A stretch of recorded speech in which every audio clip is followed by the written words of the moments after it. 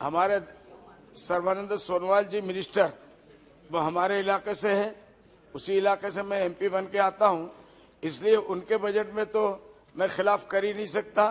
इसलिए जो भी बजट है, जैसा भी है, अच्छा है या बुरा है, पूरा का पूरा मुझे उसका सपोर्ट है। जी, आपकी तारीफ कर रहा हूं, बोलिए बोलिए। जी, शुक्रिया, बहुत बहुत शुक्रिया, बहुत बहुत शुक्रिया। तो मैं मिनिस्टर साहब से आपके माध्यम से ये कहना चाहता हूँ कि आज़ादी से पहले धुबड़ी पोर्ट, जहाँ से मैं जीत के आता हूँ सर, ये 3rd टाइम है मेरा इस हाउस में, और मैं बहुत ही अहमियत रखता था क्योंकि वहाँ से इलाके के लोग अपना प्रोडक्ट दूसरे सूबों और दूसरे मुल्क में भी एक्सपोर्ट इंपोर्ट करते थे। सर, आसाम के लोग धुबरी पोर्ट से स्टोन्स, वेजिटेबल, जूट, राइस वगैरह का एक्सपोर्ट का काम करते थे। इसकी वजह से इलाके में बड़ी खुशहाली थी, चहल पहल थी। वहाँ के लोग माली एतबार से बहुत मजबूत थे, फाइनेंशियल एतबार से।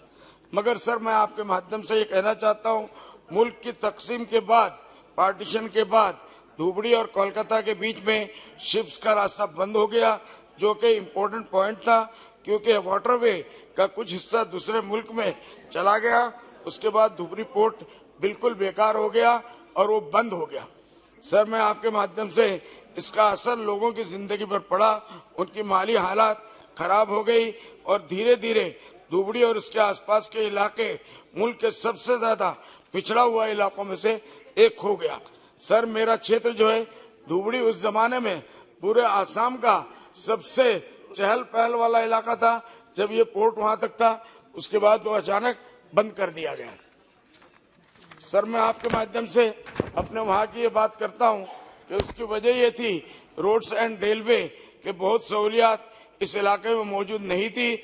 उसके साथ ही उसके जरिए सामान को दूसरे हिस्सों में पहुंचाना बहुत महंगा हो जाता था। दूसरे मुल्क में भी उसको भेजने की कोई सूरत नहीं थी, इसलिए उनकी माली हालत दिन ब दिन गिरती चली गई। सर, मैं आपके माध्यम से 2006 में जब मैंने पॉलिटिक्स में कदम रखा, मैं वहां से सालमारा से पहले एमएलए बना, 3.5 उसके बाद मैं पार्लियामेंट में आया और आज तक आपके सामने मैं हूं।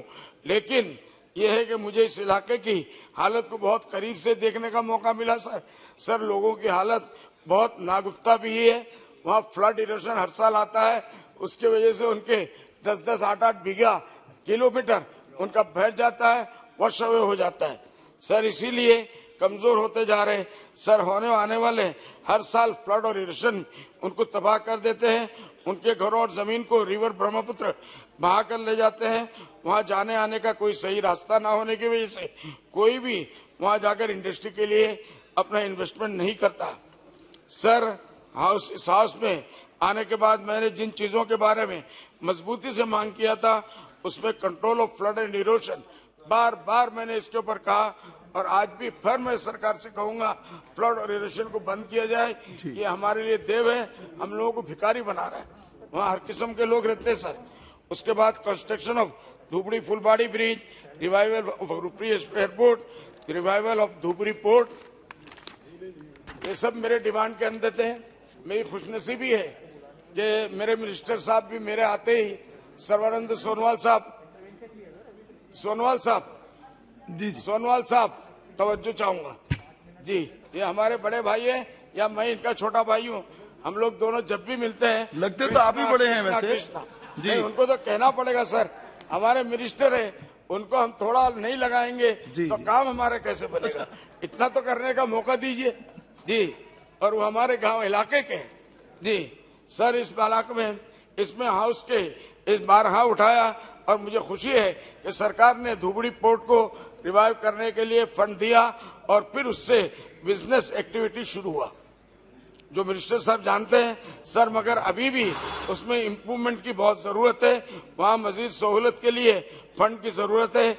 इसलिए मैं सरकार से मांग करता हूँ मिनिस्टर साहब के, आपके माध्यम से, कि वो इसके लिए फंड दिया दे ताकि धुबरी पोर्ट एक बार फिर से इलाके के लोगों के लिए बिजनेस पॉइंट बने और इलाके के लोगों की तरक्की हो सके। सर, मैं आपके माध्यम से धुबड़ी के अलावा सदिया, ढोला, पांडू, करीमगंज वगैरह के पोर्ट्स को भी मॉडर्नाइज किया गया है और काम जारी है। मुझे उम्मीद है कि हमारे मिनिस्टर साहब की निगरानी में ये सब जगह तरक्की करेंगे जी। और कुछ ऐसा किया जाएगा जिससे वहाँ टूरिज्म को भी Thank इसके you. लिए वो मिले, ताकि उन इलाकों के श्री लोगों सी को। थॉमस जी।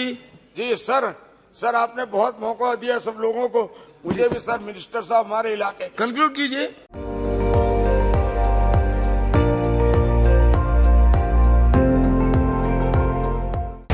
আপুনি চাই আছে ND24 সৰ্বশ্ৰেষ্ঠ নহয় সৰ্বোত্তমৰ দৌৰ।